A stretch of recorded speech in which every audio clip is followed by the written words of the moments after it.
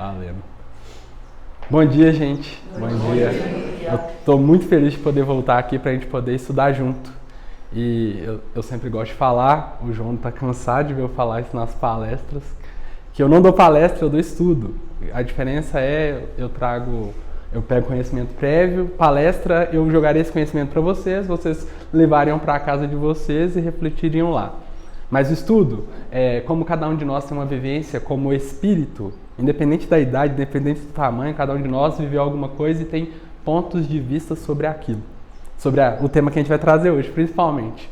Então, todo mundo tem a possibilidade de contribuir com o conhecimento do outro. Então, se puder, contribua, eu vou ficar muito feliz. E eu gosto muito de perguntar. Principalmente o tema que a gente vai conversar hoje vai ter muita pergunta. O tema que a gente escolheu para poder trazer hoje, eu até quase escolhi o mesmo tema da última vez, porque eu fiz aquele estudo para cá sobre o Consolador Prometido e todos os estudos conseguintes que me chamaram linkou naquele estudo. Então, eu acho muito legal como as coisas acontecem, né? Então, aí o pensamento daquele começou naquele estudo, foi desenvolvido nos outros estudos e eu ganhei uma riqueza enorme naqueles estudos e eu falei, não, vou levar isso daqui para lá. E eu lembrei, não, foi a primeira casa que eu falei sobre o Consolador Prometido. E aí eu trouxe o capítulo 49 do Encontro Marcado, que ele vai falar sobre uma ferramenta que vai ajudar a gente a entender o Consolador Prometido, que ele fala em torno da humildade. E aí, a coisa legal que eu vou começar com a pergunta, que é a pergunta que não podia faltar. O que é ser humilde para vocês?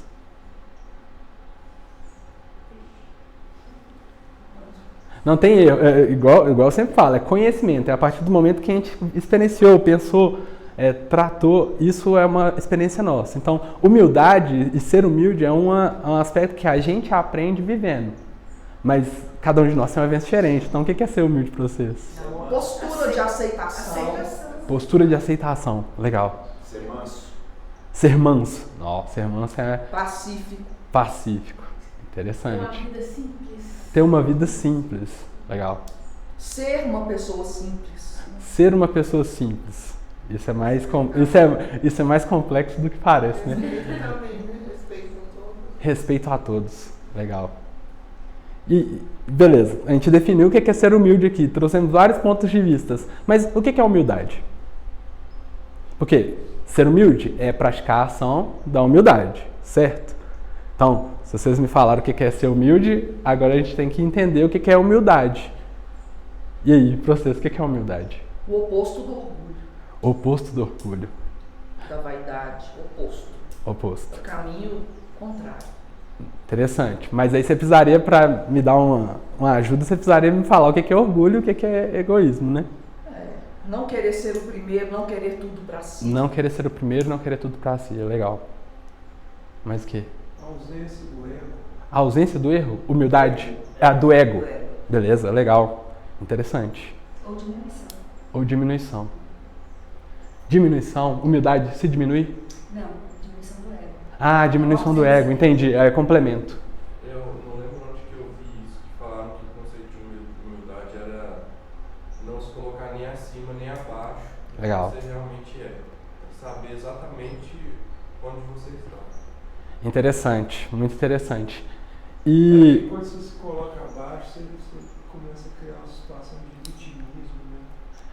também. Eu sou um coitadinho, um pobrezinho, você Também. se vitimiza, né? E a gente vai conversar um pouco mais sobre isso, a gente começa a não utilizar aquilo que a gente tem. De fato, que a gente tem, que a gente possui. Então, eu trouxe definição do nosso amigo aí. A modéstia também, tem que ser modesto. Modesto. Modéstia é um ponto. Humildade é não ser vaidoso, conhecer as próprias limitações. Então, ser humilde é praticar esse conhecimento das próprias limitações. Então, como a gente falou aí, conhecer onde a gente está, né? E eu acho muito interessante porque tem uma bem-aventurança que fala dos humildes, especificamente. Só que ele não fala humildade. Ele fala pobres de espírito. Bem-aventurados, pobres de espírito, porque é deles o reino dos céus. E o que ele está querendo dizer para a gente nessa relação pobre de espírito? Porque a gente fala assim, o que é pobre de espírito? Mas eu não precisaria ter muito espírito para poder conseguir lidar com as coisas? E aí a gente vai entender que o que é pobreza? Esse termo pobre de espírito causa muita confusão. Sim. Por isso que eu trouxe ele.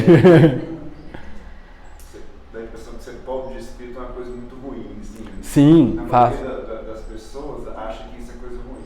Sim. Não, fulano é pobre de Faz espírito. todos. Porque na nossa cabeça não faz sentido você ter alguém que vai ter o reino dos céus faltar alguma coisa. Né? E aí é legal porque depois que a gente entende, que a gente separa, faz todo sentido. Então vamos lá. Começando a separação. Pobreza. O que é pobreza? É quando eu tenho falta de algo. Tenho falta. Me falta. Então, de espírito. Todo mundo aqui, a maioria, não sei se todo mundo é espírita, né? No livro dos espíritos, o que é o espírito? Princípio inteligente. É o princípio inteligente das coisas. E aí, quando você fala assim, eu preciso ter uma falta de princípio inteligente, como é que funciona isso? E aí é legal porque a gente vai lá no Paulo, e o Paulo ele traz uma ideia muito interessante. Ele fala assim, tem uma passagem em que ele fala, pois quando sou fraco, então sou forte. O que significa isso? Ele traz para a gente que a ideia é que quando eu reconheço onde falta, é que eu descubro o que eu tenho a acrescentar, ou o que tem a acrescentar a mim. Isso é humildade. Isso é humildade. A nossa capacidade que a gente tem de reconhecimento de que eu não vou ter todas as capacidades para executar o meu trabalho e que eu vou precisar de outras pessoas é ser pobre de espírito. Porque eu não resumo em mim as capacidades de Deus. Eu reconheço que me falta o que falta no espírito do João para eu poder cumprir a tarefa que é necessária. E aí, pobreza de espírito é o reconhecimento de que a gente nunca vai ser Deus. E aí, quando você reconhece que você nunca vai ser Deus, você aceita suas limitações e começa a trabalhar dentro das suas limitações. Então, por isso que os pobres de espírito é o que falta realmente espírito. É aquele que entendeu que vai faltar. Ele não tem a completude, ele não é onipotente, ele não é onipresente, onisciente. E quando a gente faz o contrário, quando a gente quer se resumir a pessoa capaz de executar todas as coisas, eu sou independente, não preciso da ajuda de ninguém, eu estou simplesmente não aceitando que existem coisas que eu não consigo fazer. Quem reconhece essa falta tem mais capacidade de crescer, de vencer a prova. Exatamente. Vai buscar aquilo. Exatamente. E chegar à conclusão de que, olha, isso falta em mim, mas eu nunca vou conseguir isso. Eu nunca vou ser Deus. Você ter esse reconhecimento te ajuda a perceber que tá tudo bem, eu posso ir caminhando devagar, eu não preciso consumir toda a minha vida buscando tudo. Eu posso apontar para um norte ali e trabalhar minha paciência, a gente vai chegar à perfeição? Vai chegar à perfeição. Mas a perfeição é relativa a outros pontos, né? Mas a gente nunca vai chegar à perfeição de Deus, porque a gente nunca vai ser Deus. Então tem essa distância aí da gente para Deus. É que nem a distância que a gente reconhece da gente para Jesus. A gente reconhece uma distância, mas a gente vai conseguir fazer tudo que ele faz. Por isso, na hora que ele coloca assim, vós sois deuses, a distância da gente para Jesus está sendo como uma distância dele para Deus. Porque ele não vai ter as capacidades de Deus e a gente não tem as capacidades do Cristo ainda. Mas vamos ter. Ele nunca vai chegar a ser Deus. E é a mesma distância que os animais têm para a gente. Eles nunca vão chegar a ser gente. Então, essa percepção que a gente precisa ter é a nossa capacidade de humildade. Então, enquanto eu reconheço qual é a minha posição, não está acima nem abaixo. Porque se eu me coloco abaixo, Se eu me coloco abaixo, igual foi falado ali, eu deixo de aproveitar as capacidades que eu tenho. Tem uma passagem pequenininha que mostra Jesus reconhecendo a capacidade dele. Pequenininha, o jovem rico chega para ele, bom mestre. Ele fala assim, bom é Deus. Mas ele aceita o mestre. Por quê? A capacidade dele era de ser mestre. A capacidade dele foi de vir guiar, vir ensinar. Então, se a gente deixa de reconhecer a nossa capacidade, a gente fica escondendo os nossos talentos para que não sejam cobrados nem sumam, a gente deixa de contribuir. A gente deixa de fazer aquilo que a gente precisa fazer. É saber para si, né? É saber para si, exatamente. Porque às vezes eu falo assim, muitas das vezes, quando a parte da humildade também é o reconhecimento dessas possibilidades, né? E às vezes a gente precisa de alguém te validar para você aceitar que você é bom naquilo. Ou que você faz aquilo direito. Trabalho no mesmo cargo muitos anos, tenho uma experiência enorme sobre aquilo, mas eu ainda não me acho bom naquilo. A confiança, né? Falta confiança. Então, a humildade proporciona a confiança. Porque ela te dá a base para você falar assim, eu sei fazer isso. Já fiz tantas vezes. Não significa que eu sou o melhor naquilo, mas eu sei fazer. E se eu sei fazer, eu posso contribuir com alguém. Eu posso fazer, de alguma forma, auxiliar. E se eu encontrar alguém que sabe mais do que eu, o que eu vou fazer? Aprender. Porque aí eu já reconheci o limite da minha habilidade.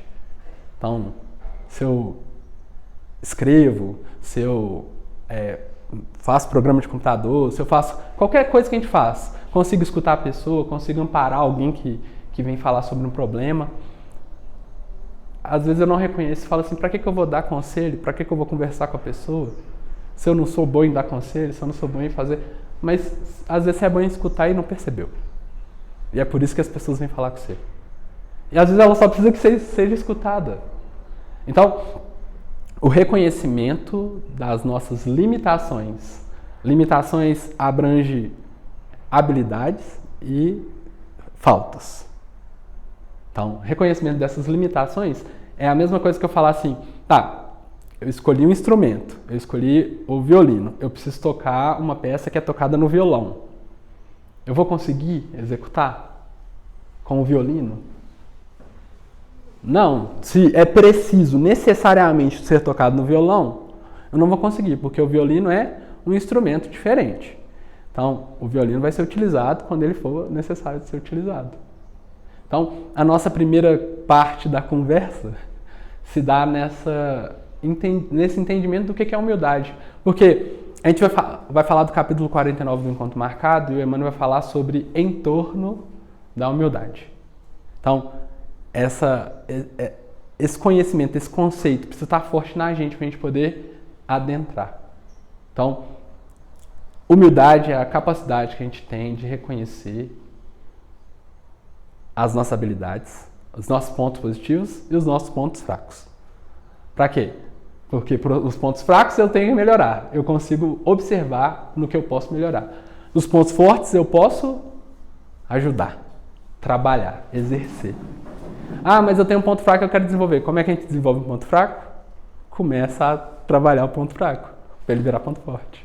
Olhando por esse ponto de vista, a gente retira aí, então, a condição social, retira tudo. Ah, Né? talvez não. Porque reconhecer. Aí a gente vai entrar em outro ponto, que aí eu já ia começar a falar sobre o entorno da humildade. Uma coisa é a gente compreender. Acho que eu vou fechar ele aqui. Daqui a pouco eu volto. Uma coisa é a gente compreender os pontos fortes e os pontos fracos do espírito. Outra coisa é a gente compreender os recursos que a gente tem para execução. Porque como a gente está num mundo de provas e expiações, a gente está num mundo em que a justiça não é aplicada de forma para todos, ela é aplicada para alguns ainda, e ela é desigual. A gente precisa compreender quais são as coisas que eu estou sendo beneficiado dessa desigualdade para poder proporcionar aquilo que a gente conversou na outra palestra, que é o alívio dos sofrimentos, da dor, das aflições. Então, às vezes eu tenho recursos suficientes para mim exercer o meu valor. Às vezes eu tenho recurso suficiente para poder trabalhar os meus pontos fracos. Então, às vezes, o meu ponto fraco é material. Eu preciso trabalhar esse ponto fraco. E aí é me dado matéria para que eu possa trabalhar o ponto fraco. Então, o que eu quis dizer é isso, que você tem a oportunidade de exercer humildade independente da sua Isso, condição. sim. É isso aí. Independente da condição financeira, Independente. de onde você tem sempre a oportunidade de exercer humildade, olhando por esse ponto de vista. Exatamente. A humildade ela pode ser exercida na compreensão do que a gente tem. Então, às vezes eu estou me esforçando ali e eu não tenho os recursos que eu queria. Não tenho. E às vezes esse recurso não vai vir. Não mesmo. As circunstâncias não vão me fazer obter aquele recurso. E aí você tem que ser grato àquilo que você tem. Eu tenho que ser grato ao que eu tenho e eu tenho que conseguir aproveitar aquilo que eu tenho. Então, às vezes, eu vou cair na reclamação porque está me faltando aquilo que eu acho que eu preciso. E a gente não aproveita as coisas que a gente tem. Quando eu falo aproveitar, é executar aquilo da forma a gerar o bem e fazer o amor circular. Né? Não é só usufruir, ficar em contemplação, ficar aproveitando de forma improdutiva. Forma improdutiva seria eu não gerar contato, não gerar relação, não gerar amor. Porque, por exemplo, vou num parque, estou dando exemplo para a gente poder não cair nas vielas ali de falta de percepção. Às vezes eu preciso descansar, passei a semana inteira fazendo meu trabalho, ficando longe da minha família. E aí eu preciso de um momento de descanso. Nesse momento de descanso que eu vou ter, eu acho necessário para mim, vai ser necessário, vai ser importante, porque aí eu vou conseguir energia suficiente para poder fazer as outras coisas que eu preciso fazer. E aí eu junto com a minha família, para poder fazer esse momento de descanso, para poder ter esse contato, para evoluir vínculos. Então eu estou movimentando, mesmo que seja de uma forma que a gente acha inútil. Às vezes a gente considera prazer inútil, né?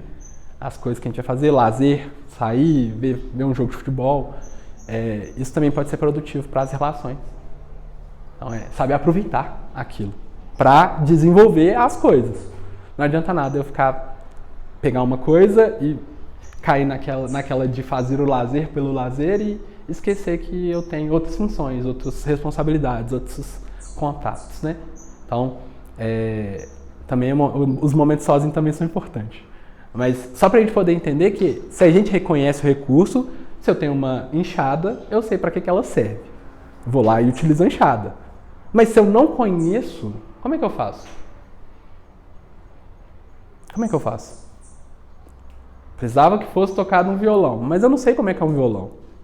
Como é que eu faço? A forma de você perguntar e saber também é uma forma de humildade.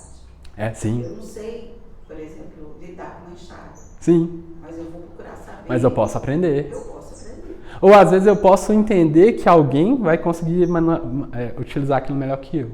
Aí eu procuro essa pessoa para que ela utilize. Porque naquele momento, às vezes eu estou precisando da utilização. Aí já não vou ter como aprender, porque o tempo às vezes é escasso. Mas aí você também precisa saber para que você quer enxada. Exatamente. Você precisa entender os dois pontos, né? Exato. E a humildade é esse reconhecimento do entorno, de tudo. E eu falei muito das circunstâncias, né, das coisas que traz a gente, e tem uma fala do Emmanuel muito bonita que ele fala assim que as circunstâncias são o idioma de Deus. O que isso quer dizer? Ele está querendo falar com a gente que Deus fala com a gente através das circunstâncias. E às vezes a gente acha que a gente passa por circunstâncias muito injustas, mas Deus equilibrou tudo para que acontecesse com quem tinha que acontecer. Ou seja, a vida está o tempo todo comunicando com a gente. Deus está o tempo todo falando com a gente. Mas a gente não tem Não aquela para pra prestar atenção. aquele foco para perceber o que está por trás daquilo ali. O que aquilo está representando. Sim. E aí a gente pergunta, né, como é que a gente reconhece uma pessoa humilde? E aí, como é que a gente reconhece uma pessoa humilde? Pela postura. Pela postura? Ações. Pelas ações. É interessante a gente ver. E aí Pela busca de conhecimento. pela busca de conhecimento. Porque, na verdade, quem acha que sabe tudo, Aham. ele já está cheio. Então ele não está aberto a aprender nada. Quem acha que sabe O tudo orgulhoso, tá. o vaidoso, ele já acha que sabe tudo. Então vai aprender o quê? Sim. Não tem mais o que aprender. Quem sabe tudo não tem falta de espírito, né? Ele definiu que ali se fechou. E muitas das vezes a gente acha que esse conhecimento do mundo ele é limitado pela idade. Isso é uma das coisas que a gente carrega na gente, né? A gente vai ficando mais velho e a gente vai falando assim, eu não aprendo mais nada. Daqui eu não aprendo mais nada. Daqui eu não saio. Já aprendi, já passei por tudo que tinha que passar. E aí você lembra que você vai desencarnar, encarnar de novo para aprender mais coisas. Isso serve para a gente poder perceber que eu posso estar chegando nos 90 anos ali e eu ainda tenho coisa para aprender. Ainda vou ter contato com um neto meu que vai me ensinar um trem que eu não fazia ideia. Mas a gente precisa estar aberto. A gente precisa entender a falta do Espírito que passa na gente. E para isso, a gente precisa reconhecer os nossos pontos, né? E aí tem ferramentas para isso. Mas antes, no conhecimento, como é que a gente reconhece que uma pessoa tá... Eu tenho 2 doentes. Como é que eu reconheço qual doente tá ficando melhor do que o outro ao passar de um tratamento? Fé? Não, reconhecer. Eu tô querendo descobrir. Reconhecer. Os 2 estão recebendo o mesmo tratamento. Saber receber. Não, você fala saber receber. Não, eu tô perguntando a gente como se a gente fosse... Ele tá melhorando. Ele tá melhorando, mas eu tenho que descobrir quem tá melhor ali. Porque você tá avaliando os sinais. Pela observação? Pela observação. Vou fazer uma pergunta parecida. O que está mais de bem com o problema? O que está mais de bem com o problema. Vou fazer outra pergunta para poder a gente entender, para clarear. Como é que a gente reconhece que uma maçã tá boa e uma maçã tá ruim? Pela aparência. Pela aparência? Porque ela está mais parecida com uma maçã. Porque ela está mais parecida com uma maçã. Mas são 2 maçãs. Mas a maçã doente, ela não se parece com uma maçã. Ela não se parece uma maçã. A gente vê as feridas dela. A gente vê as feridas, ela tá de cor diferente, ela tá de forma diferente, ela tá de textura diferente. Aham. Mas como é que a gente sabe? Como é que você sabe o que é uma maçã? Porque você tem um padrão da maçã. Você tem um padrão da maçã, certo? Para o médico cuidar, ele tem um padrão da saúde. Legal. Muito bom. O médico cuidar tem um padrão de saúde. Então, quanto menos sintomas, melhor tá o doente, certo? Eu tenho 2 doentes ali, quem está diminuindo sintomas, os sintomas estão ficando mais fraco, a gente começa a perceber. E por que eu perguntei isso? Porque na hora que a gente vai reconhecer uma pessoa humilde, a gente precisa ter um padrão para reconhecimento, certo? Inclusive da gente mesmo. Então, qual o padrão que a gente tem de reconhecimento de humildade? Aceitação dos limites. Aceitação dos limites. Mas eu preciso ter um... Lembra que eu tenho uma maçã em que eu olho para ela e falo, essa maçã tá boa para comer, ela tá bonita, ela não tá machucada. E aí eu vou analisar as outras baseadas nessa. Quem que é que a gente consegue colocar nesse local aqui para a gente poder avaliar os outros? O Cristo, exatamente. Então, a gente vê nas ações dele para poder a gente basear, analisar. E para a gente se analisar também. Porque Chico Xavier também. A gente consegue puxar. Perto da gente. Mais contemporâneo, né? Tá no mesmo espaço-tempo na matéria que a gente. Então essas seriam as referências de saúde. Seriam as referências de saúde. E aí eu consigo avaliar, falar assim, como é que tá a minha saúde? Será que eu tô com quais sintomas? Orgulho, egoísmo, como é que funciona? E aí, essa avaliação, ela passa a ficar um pouco mais palpável. Que eu começo a pontuar e descobrir orgulho, a descobrir preconceito, a descobrir egoísmo. E aí, para que isso? Para que eu estou trazendo isso? Porque reconhecer se a gente está sendo humilde é parte da humildade. Eu vou trazer uma ferramenta útil, muito útil. Mas eu tenho uma pergunta. Para que vocês fazem prece? Para pedir, para agradecer. Pedir, agradecer. É um gesto de obediência. Obediência. De conexão, né? De comunicação. Tá, a gente usa para pedir, para agradecer, mas Deus é onisciente. Ele não sabe o que a gente precisa. Para que eu faço prece? Eu acho que quando você faz uma prece, você quer aprender muito mais daquilo que você acredita. Né? Aham. Legal. Consolidar com a conexão. Consolidar a conexão. Interessante. Acho que é comunicação mesmo. Comunicação. Eu acho que é Se conectar. tentar chegar mais Aham. próximo de Deus, porque Deus já está próximo da gente. Então, se a gente quiser ficar mais próximo de Deus, que depende da gente, então a gente precisa dessa conexão. E aí essa conexão vai ser na oração, nesse bem-estar, nesse momento íntimo nosso. Uhum. Legal. A oração é um sinônimo de busca, de movimentação em direção a algo. Em direção a algo, sim.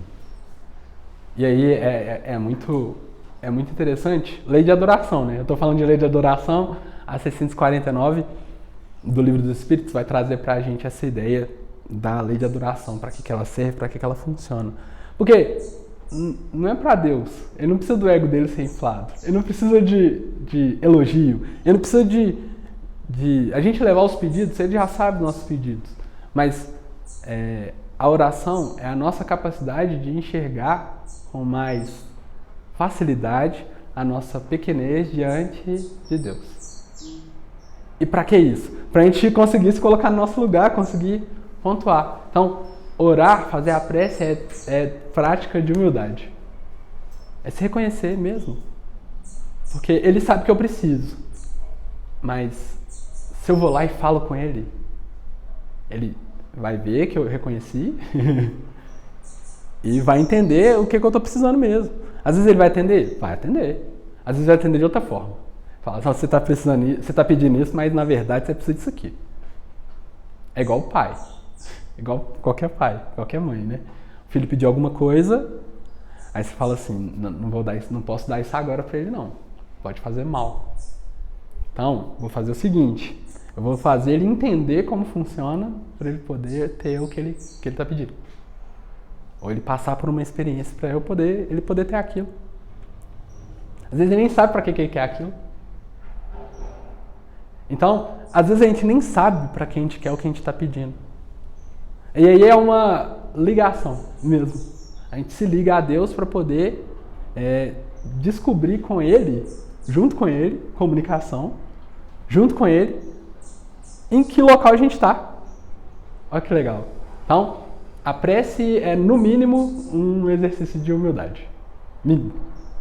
Já de início, assim. Tem outros milhões de coisas que a prece faz com que a gente possa compreender.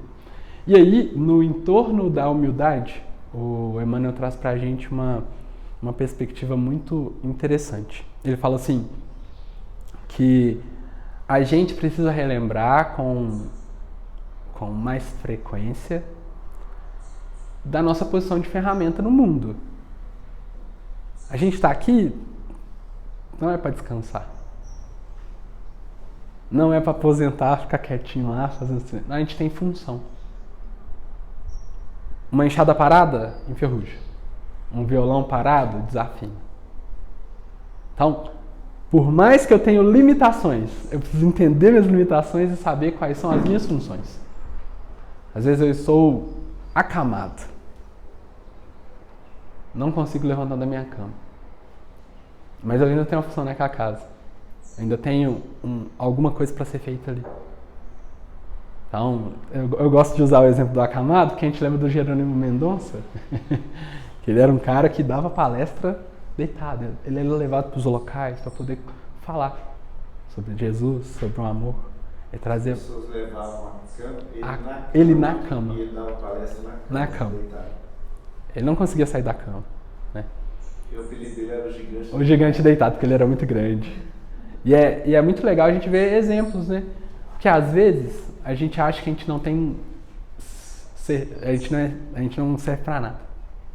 Isso é uma pesquisa muito recente mesmo, de uma organização que oferece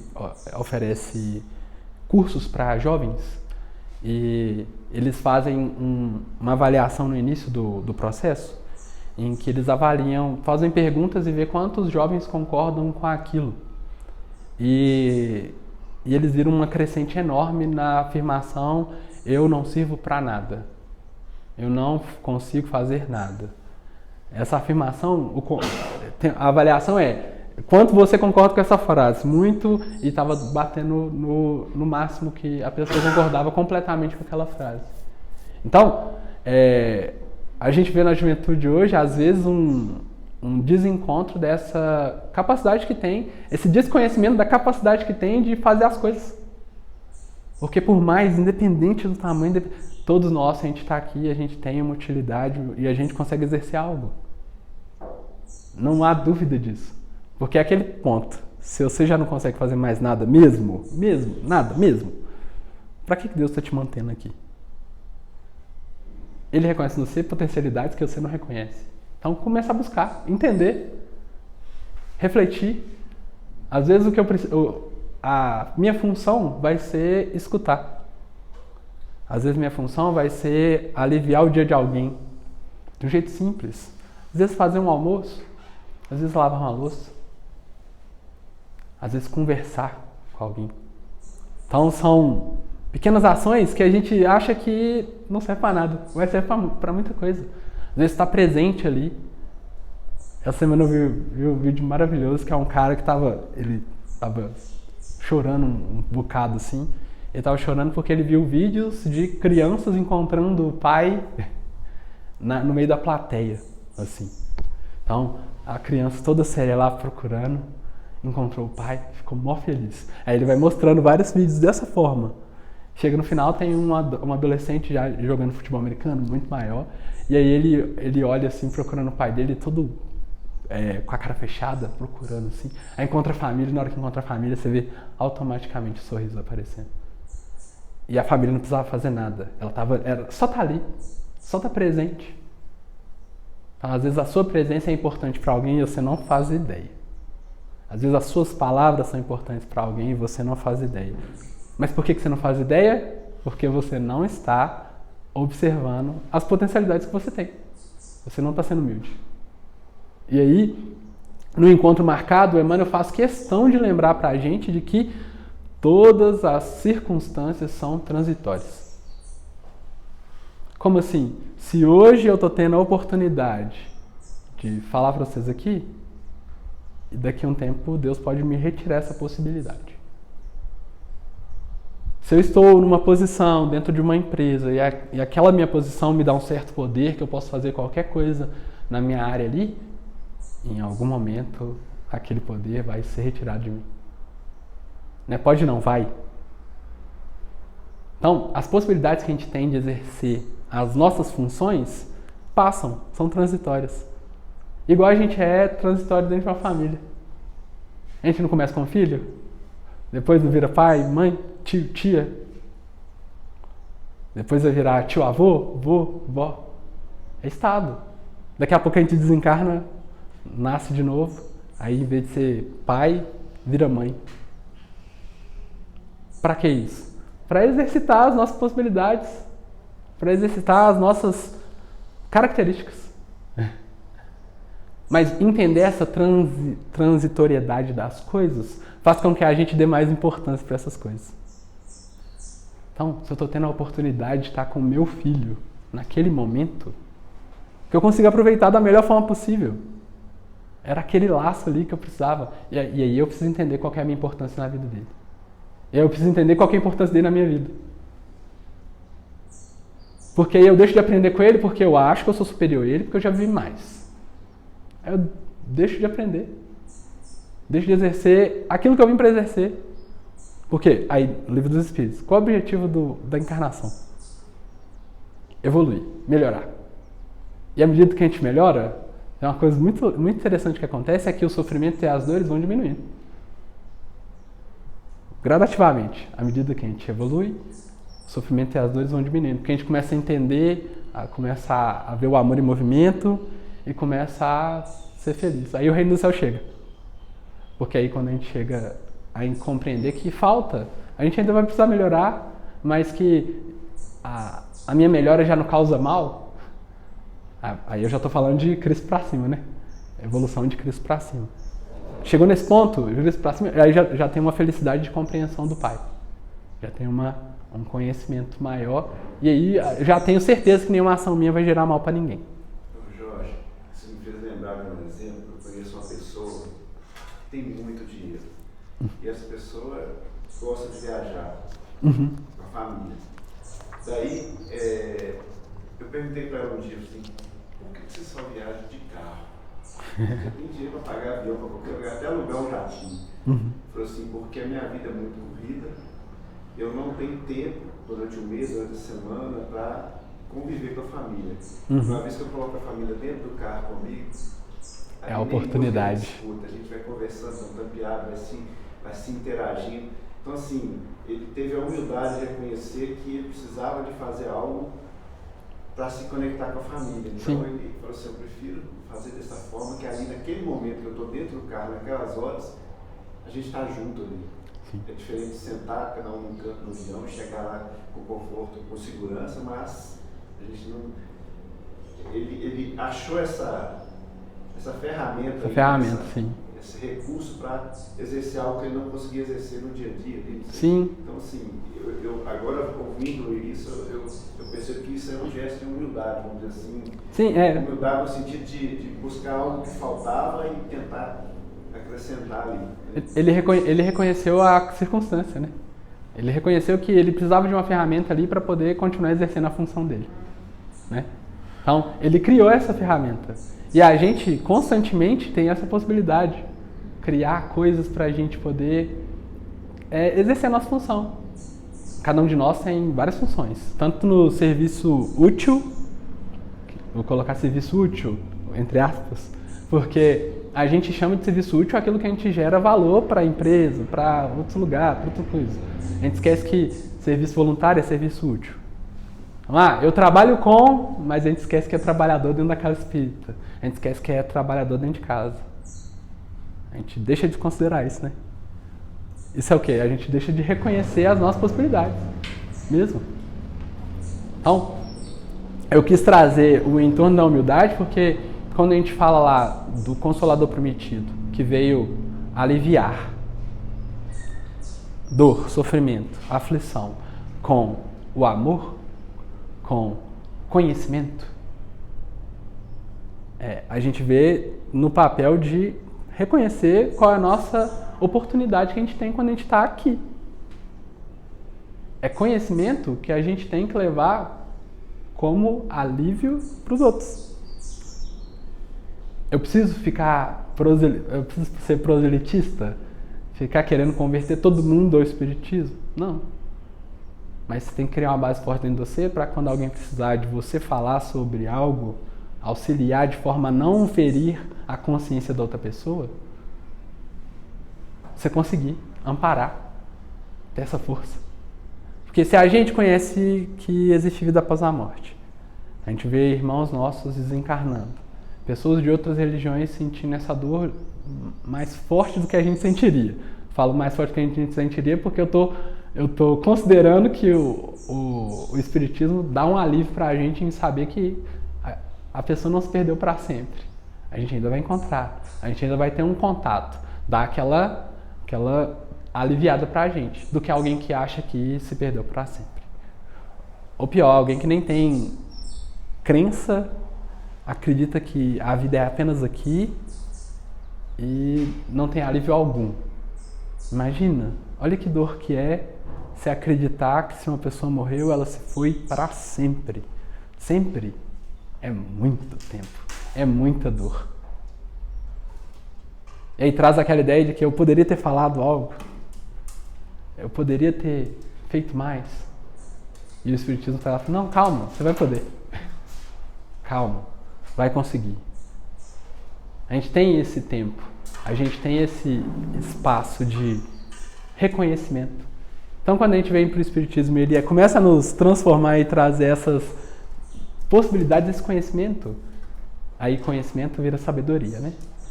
Aí começa a exercer. Aí, quando você vai conversar com alguém, não usar da ferramenta, porque se eu tentar falar para a pessoa que tudo acabou, a pessoa que entende que tudo acabou, sobre o Espiritismo, às vezes eu vou estar ferindo a crença dela. Às vezes eu só preciso da base para saber, reconheço aquela consciência, sei que ela não vai entender se eu falar com ela aquilo ali. Então, vou lá abraçar e levar o que eu posso levar. O carinho, o acolhimento. E aí nós temos mais uma ferramenta no nosso cinto de utilidades, né? O Espiritismo é uma ferramenta. Não adianta nada ele ficar parado. Tem que colocar em movimento. Isso até pra gente, porque se a gente reconhece que a gente é espírito e evolui, aí a gente começa a enxergar diferente como é que a gente se movimenta no mundo. A gente começa a enxergar que, tá, ainda não consegui desenvolver isso, mas eu tenho a eternidade para desenvolver. Não significa que eu não vou começar agora. Começa agora. Porque se eu começar agora fica mais fácil, né? Comecei agora, já tô no caminho. Nem que seja meio degrau por dia. Dou um passinho ali em direção à outra ponta para chegar mais próximo para poder dar um piso no outro degrau. Ah, falhei, caiu um degrau de novo. Não consegui passar daquele ponto. Tenta de novo. A gente vai ter essa possibilidade. E aí, a humildade se faz necessária para isso. Necessária. Por quê? Eu preciso reconhecer quais são as minhas possibilidades. E aí, a gente sente uma liberdade enorme, porque quanto mais a gente reconhece as nossas limitações, mais livre a gente é dentro das nossas limitações. E a gente sente liberdade plena. O exemplo que eu gosto de dar, que a gente fala sobre livre-arbítrio, sempre é a gravidade. A gente tem o livre-arbítrio? Tem. A gente quer voar, mas nós temos uma gravidade de limitação.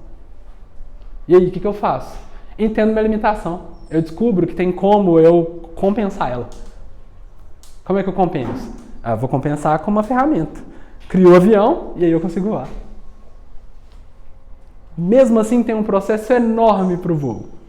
Gigante. Tem que ir lá, preparar, colocar gasolina, fazer todas as coisas.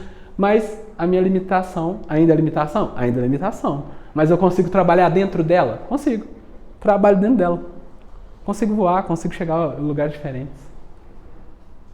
Então, entender as limitações da liberdade para agir dentro delas. A brincadeira que eu gosto de fazer é, se eu entendo a regra do jogo, eu consigo jogar direito. Eu consigo ficar melhor. Não é passar por cima, eu não vou conseguir quebrar a regra do jogo, não tem como. Igual a gravidade, não tem como eu não ter gravidade na Terra. Na Terra não, no universo, né? Gravidade são atrações ali. Então, se eu entendo as regras do jogo, fica mais fácil de agir. Eu consigo melhorar naquilo. Então, vou dar o exemplo que se eu descobrir que perdoar é mais simples, é mais fácil do que eu manter aquela mágoa no meu coração durante muito tempo, aí eu descobri que a minha limitação tem uma regra do jogo ali que me ajuda. Então, minha limitação é egoísmo? Tá, então eu vou começar a trabalhar o perdão para poder tratar isso. Vou começar a trabalhar outras limitações ali. E aí é legal porque a humildade é a ferramenta de reconhecimento. É quando a gente para, analisa. Então, a primeira ferramenta que eu dei aqui, a prece para a humildade, é funcional. Reconhecer o nosso tamanho diante do todo, né? De Deus. Então, reconhecer o nosso tamanho diante de Deus, a gente fica pequeno. Aí pequeno fica mais fácil da gente poder crescer, né? Então, se eu estou pequeno, eu entendi a minha fraqueza. Eu entendi o meu ponto. E aí tem no Livro dos Espíritos como é que faz para a gente poder entender isso, né? Conhece-te a ti mesmo. Mas não adianta nada eu falar conhece-te a ti mesmo, não dá ferramenta para vocês fazerem para reconhecer vocês mesmos, né? Então, aí eu não sei o que vou dar ferramenta, é o Santo Agostinho. Ele fala assim, ó, todo dia, revisa o que você fez no seu dia. Entende o que você passou. Vê quando você achou que você foi bem, quando você foi mal. Porque se eu comparo as minhas ações diante das coisas que eu estou passando, eu consigo analisar quais ações foram boas, que eu acertei. Aí eu começo a ver o quê? Ponto forte. Vi que eu tenho uma tranquilidade enorme e paciência para lidar com qualquer situação adversa. Paciência. Não é nem o jeito de agir, mas eu vi que eu não me inquietei, não fiquei ansioso, consegui sentir tranquilidade para poder buscar a solução. Paciência eu tenho, olha que legal. Mas lembrando, virtude é como se fosse um copinho que a gente vai enchendo. Às vezes eu tenho paciência para as ações do meu irmão, mas da minha mãe não. Às vezes eu tenho paciência para as coisas que acontecem fora da minha casa, dentro de casa não. Significa que eu não tenho paciência? Não, significa que você ainda não acrescentou mais mais coisa no copinho da paciência. Então, as nossas virtudes, elas vão se complementando, vão crescendo. Mas é necessário que a gente entenda quais são. Então, o Santo Agostinho fala para a gente poder observar o que a gente faz no nosso dia. Fala assim, ó, no final do dia, avalia como é que foi o seu dia. Observa. Ah, respondi a minha filha de um jeito que eu não deveria responder. O que eu vou tentar fazer? Da próxima vez que ela vier e tiver uma coisa parecida, eu vou tentar responder diferente. E aí eu vou trazer outra ferramenta. Tem essa do Santo Agostinho, mas dentro dessa a gente consegue obter uma anterior. Porque a gente consegue muito bem racionalizar as coisas, mas existe a ferramenta do sentimento. A gente sabe nomear tudo que a gente sente? Não, nem sempre. Sentimento, explicação rápida do que é sentimento. As emoções são imprimidas na gente, a gente pega aquelas emoções, processa dentro da gente junto com todas as nossas vivências e traz à tona em forma de ação. Emoção é o que entra, sentimento é o que sai, em forma de ação. Não fazer nada também é ação. Então, se eu tenho alguém gritou comigo, tá me colocando uma emoção de raiva direta. Aquilo entra como raiva. Se voltar como raiva, eu não tive filtro nenhum. Conseguiram me movimentar do jeito que eu aprendi a ser movimentado. Raiva gerou raiva, eu estou só refletindo. Estou sendo manipulado pelas minhas emoções. Olha que legal. Então, quando entra emoção, a gente entender qual emoção está entrando. Como é que eu reajo quando alguém grita comigo? Como é que eu reajo quando eu sou contrariado? Como é que eu reajo? Quando eu sou pego por uma imprevisibilidade. Como que eu sinto? Aí é prestar atenção no que eu estou sentindo. Não é prestar atenção só no que eu fiz. Porque o que eu fiz, eu posso traçar uma lógica para poder tentar fazer diferente. Mas, para poder sentir, eu preciso descobrir o que eu estou sentindo. Então, é muito bom quando a gente está aqui, a gente vai fazer uma prece. Como que a gente se sente na hora que a gente vai fazer uma prece? Ah, eu sinto em paz, eu sinto mais tranquilo, eu sinto aliviado. Então, é esse sentimento que ajuda a gente. E aí, eu lembro no Consolador, por que é que eu falo sempre do sentimento e trago a questão da sabedoria? É porque no Consolador, Emmanuel fala que o espírito evolui com 2 asas. Sentimento, sabedoria. Sabedoria não é raciocínio. Qual que é a diferença? Sabedoria é algo que eu compreendo na vivência. Então, se alguém falou comigo que... Vou dar um exemplo bobo, né? Alguém falou comigo que vegetal faz bem. Alguém falou. Esse é um conhecimento que está vindo de fora. Eu compreendi isso. E aí eu começo a comer vegetal porque vegetal faz bem. Aí eu já virou vivência. Porque eu peguei um conhecimento que alguém trouxe para mim e coloquei na vivência. Fez sentido e eu vivi. Tem uma história do Gandhi que é muito interessante. Que uma mãe chegou para ele e falou assim: eu queria que meu filho parasse de comer açúcar. Aí o Gandhi falou com ela assim: me dá 1 semana. 1 semana. E aí você pode trazer aí eu vou te falar se eu vou poder ou não falar pro seu filho para ele parar de comer açúcar. Porque o Gandhi era importante pro filho dela. E aí passou a semana e ela chegou lá para ele. E ele falou assim: não vou poder falar pro seu filho que ele não pode comer açúcar. Aí ela falou: mas por quê? É porque daquele dia que você falou comigo até hoje, eu não consegui ficar sem comer açúcar. Então a sabedoria dele vinha da vivência dele. Então, como é que eu vou te falar para você ser paciente se eu não compreendi ainda, nem pouco que seja, do que é ser paciente? Como é que eu vou cobrar de alguém algo que eu não consigo fazer? Vai me faltar autoridade. Por quê? Quando eu for contestado, vai faltar autoridade. Aí não tenho o que fazer, não tenho o que falar. E aí surgem aquelas máximas que a gente vê. Eu via, pelo menos, meu pai falava comigo. Faço o que eu falo, mas não faço o que eu faço. Aí você questiona, você fala: peraí, mas ele que é a figura de autoridade, a pessoa que está me por que eu não vou fazer o que está fazendo e vou fazer o que está falando? Então você perde autoridade. Engraçado, eu lembrei de uma historinha aqui, que o filho estava gritando e a mãe virou para ele: para de gritar, meu filho! Então eu associei com isso que você acabou de falar. Não, faz todo sentido. Porque se o Cristo falar com a gente alguma coisa, a autoridade moral dele é algo pra gente poder levar em consideração, né? Você falar assim, ame o próximo, mas ele não expressasse isso em toda a vida dele, ia ficar difícil, né? Até porque amar o próximo já é falado muito antes dele. Ele veio pra fazer. Ele veio pra executar.